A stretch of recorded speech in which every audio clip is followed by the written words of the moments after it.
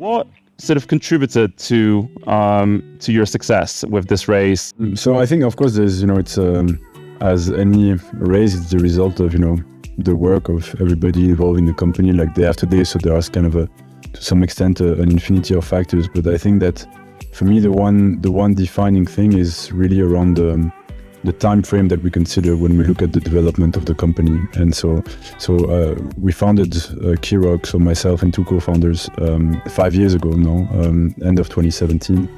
And from the beginning, we built the company and we made choices not to optimize our growth that next year, but more to, okay, what is the plan that we have, for the next, 5, 10, and further down the road to build eventually one of the largest financial institutions in the world.